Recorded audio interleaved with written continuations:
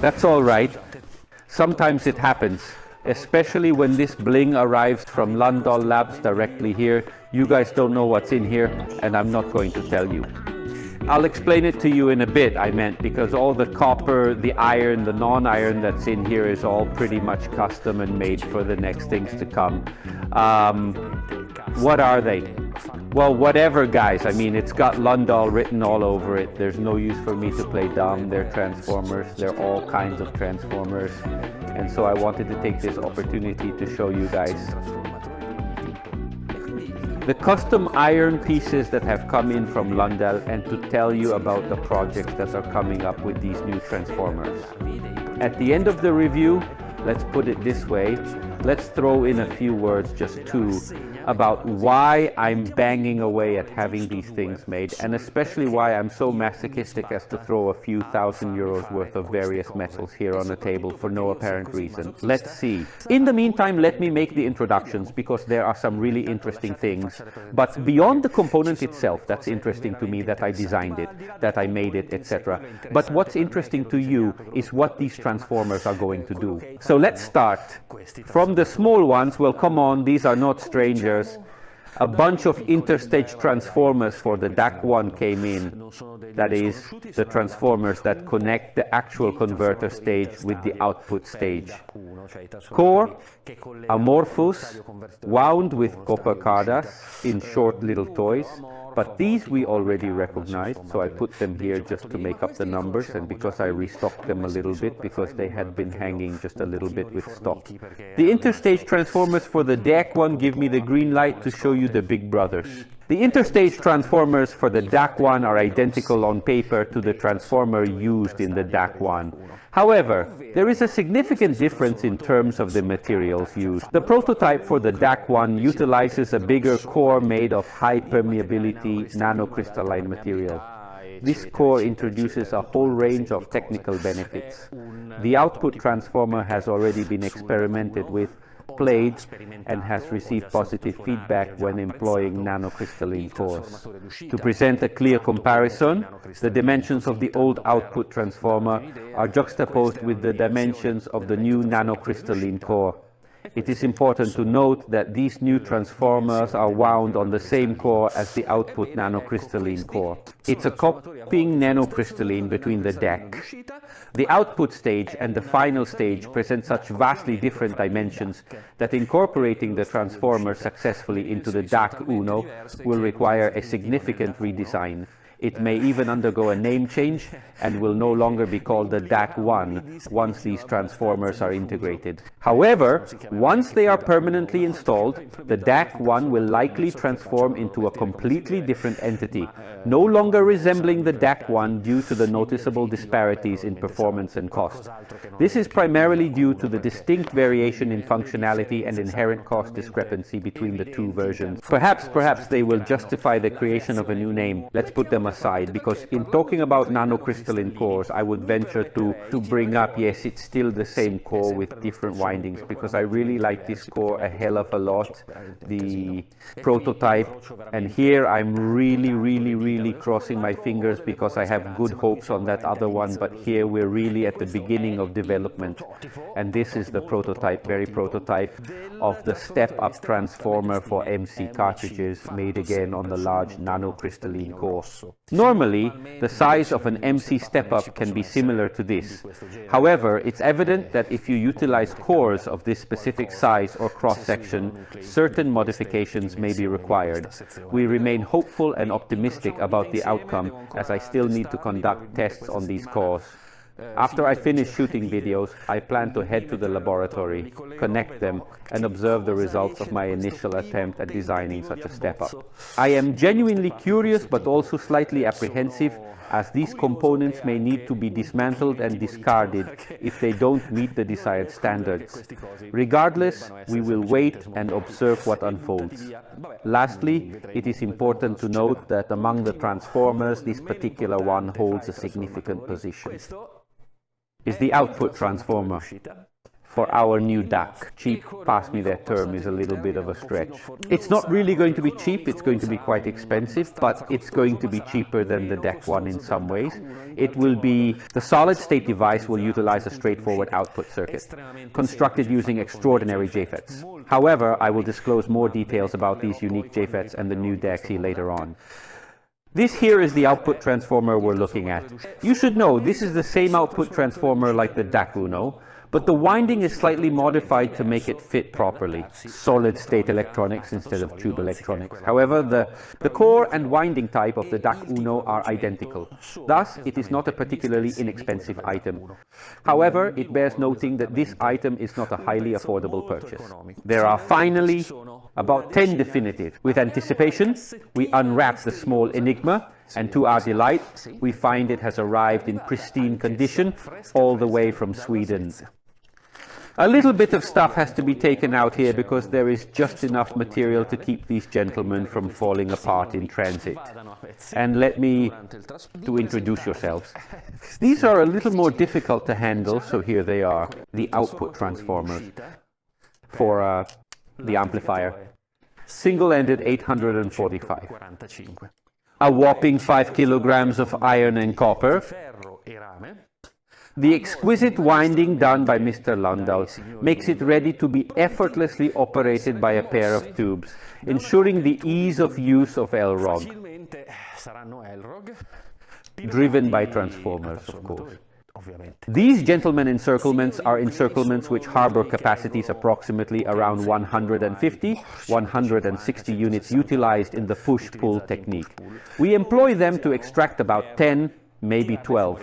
But I remain unconvinced. I incline towards the number 10 honestly, as the alluring number 845 has consistently proven sufficient.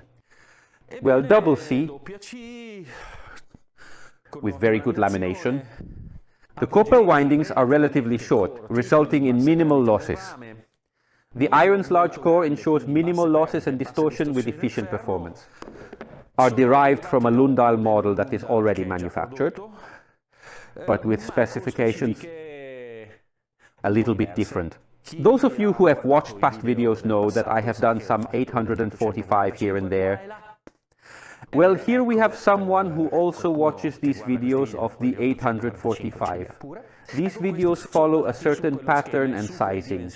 To be honest, I expect positive outcomes, although it might not happen right away.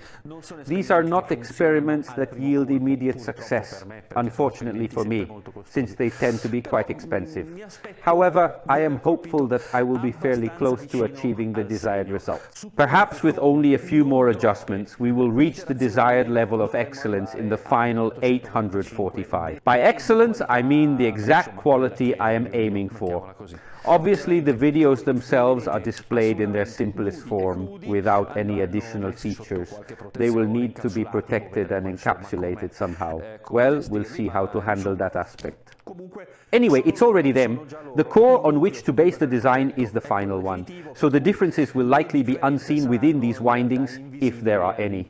I anticipate minimal deviations from the original. Okay, let me take you just 1 second to remember to subscribe, like and share this video, because this channel is about to grow, to explode, to get some more viewers from YouTube. Who likes your likes and share and subscribe? So please do it. Thank you. Bye. Thank you. And now, for those of you who have stuck it out this far, I promised you that there would be a little bit more likable part for everyone. Let's figure out why I spoil my appetite and more with this kind of experimentation. Meanwhile, what is a transformer and what is it used for? Let's do a very brief recap of all the other videos where we've talked about transformers. Then maybe we'll go into more detail, do something a little bit more specific. But in the meantime, let's try to understand why I go to all this trouble. Meanwhile, what is a transformer for? Follow along for a moment. Now comes the slightly more technical part of the video, but I hope to be able to boil down the concepts to you, so grounded that anyone, even those who have never heard of electronics, can understand what I am saying. Our implants I'm talking about the electronics part. Now let's forget about the source in a narrow sense and the speakers in a narrow sense for a moment. Our hi-fi chain is made up of a series of amplifiers or amplification stages, one in a row to the other, okay? This little triangle is the symbol denoting an amplifier or amplification stage. We shouldn't delve into particulars. It could either include various stages of a preamplifier or a power amplifier, or it might feature a combination of a preamplifier and a power amplifier. They are simply different stages of amplification, and we draw them like this, like Jessica Rabbit. It's not really Jessica Rabbit, but they draw them like this, okay? In order to establish a connection between these amplifiers, which will be positioned consecutively, the signal will travel through this pathway and continue in a specific direction, right? As a result, it will move between the amplifiers, transitioning from one to the next, entering through one side and exiting from the opposite. This process should intuitively make sense. The amplification stages need to be interconnected in some way. There are various methods available for connecting these stages together. Some suggest using a cable as the means of connection, but are out of line in the sense that in this kind of schematization, the cable is an abstract entity, okay? You have to connect them. The connections between the different stages of amplification can be made in different ways. They can be made with a capacitor. Remember, we talked about that in a video on capacitors. Or they can be made. Although direct coupling can have its advantages, it is not the most optimal approach for several reasons. By directly connecting stages, the operation of one stage can directly impact the performance of the next. In principle, it is always better to decouple these stages. This holds true in our cases as well, where decoupling offers superior results. The third way to connect these amplification stages together is to use a transformer. So, just so you understand the proportions, these little things, that is, coupling capacitors cost fractions of euros or a few euros, or in some very esoteric cases, even hundreds of euros, but maybe that is not the case. Rather, it is rarely the case, let's put it that way. These here, on the other hand, are transformers. There are alternatives that can do similar work as one of these for prices ranging from tens to hundreds of euros approximately. Why is it better to choose one of these expensive transformers instead of one of these cheap ones? When it comes to transformers, there are two delightful benefits I'd like to mention. Just two. Because my plan is then to potentially create some instructional videos delving deeper into my utilization of transformers for Cantico projects, both present and future. These videos will primarily focus on the specific roles they play, particularly the output transformer and the line transformer. Rest assured, this will not be a superficial examination, but a comprehensive exploration aligned with our ongoing work. The coupling transformer, the step-up, etc., etc. So we're going to go bit by bit, in a detailed manner. We will gradually delve into the core of various small projects that, figuratively speaking, are currently in progress. And behold, here is an infographic presenting a transformer symbol. But what exactly is a transformer? Clearly visible here are two separate sets of windings, or in this instance, two windings carefully wrapped around a core represented by these vertical bars. When a signal is applied to one winding of the transformer, a signal is transmitted to the second winding. However, let it be known that we are not yet delving into the specifics of currents, voltages, electromotive forces, inductions, etc. For now, let those knowledgeable about transformers handle all these intricate details. We, who have limited understanding of transformers, will stick to a few fundamental concepts. Nonetheless, I genuinely take pleasure in explaining these concepts to you and hope to do so in the most comprehensible manner, helping you grasp the profound difference between a trivial transformer coupling and a more trivial coupling of another kind. The transformer gives us a big advantage. If I have a current and a voltage at the primary, and therefore a certain power, this power, current times voltage, and we call 1, 1, 1 and 2, 2, 2, these products, and then the powers at the primary and secondary, the power of the signal going in and the power of the signal coming out, minus the losses that are inside the component. Don't make you feel important to read formulas like that, huh? And I hope I can make you understand them, right? But come on, current, voltage, okay? Volts, amps, watts, power. The power coming in and the power going out of the transformer, except once more, the losses occurring within the component circuit. The power is the same. Does that sound trivial to you? It is not so trivial, because I can play on the turns, on the number of turns, on the number of windings of these windings, on the number of turns the copper wire makes on the core, to make equal power, that one always constant, huh? The value of V2 versus V1 be different. Was it complicated? I'll explain it easy. If I put a signal of 3 volts on this side, okay, and from here I need a signal of 6 volts. There is no problem.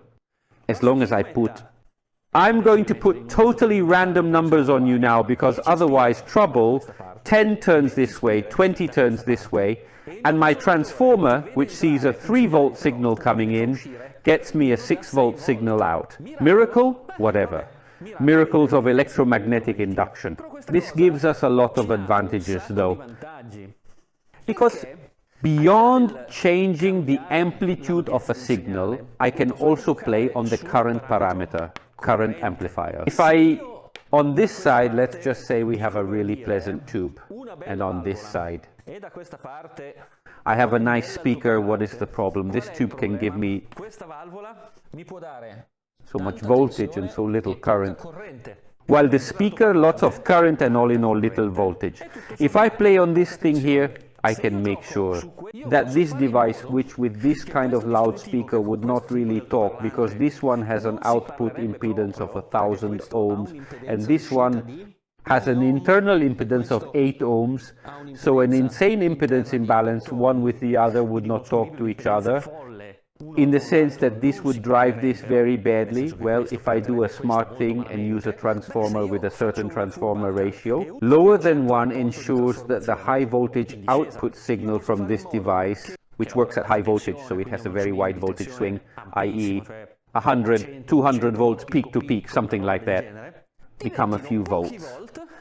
But beware, since the product between current and voltage in the circuit is constant. As one increases, the other decreases. Lowering the voltage raises the current, and decreasing the signal in voltage increases the signal in current. Remember, the product of current and voltage remains constant. Got it? If from 100 volts of signal I get only 10 volts, so I will have a ratio in this case not 10 to 20, but 10 to 1. The current signal becomes 10 times bigger because the power remains constant.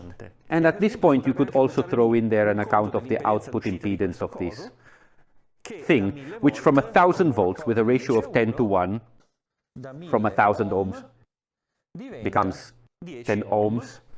In degree, well, we saw that we gave random numbers, not quite able to drive an 8 ohm speaker well, but absolutely comparable with the impedance of my load. And this little game, which you do in any self-respecting tube amplifier, nobody forbids us to do it in a transistor amplifier. This is an output transformer made to work with a transistor stage, or rather JFETs to be precise, to allow us to work without feedback and have output impedances without feedback very low.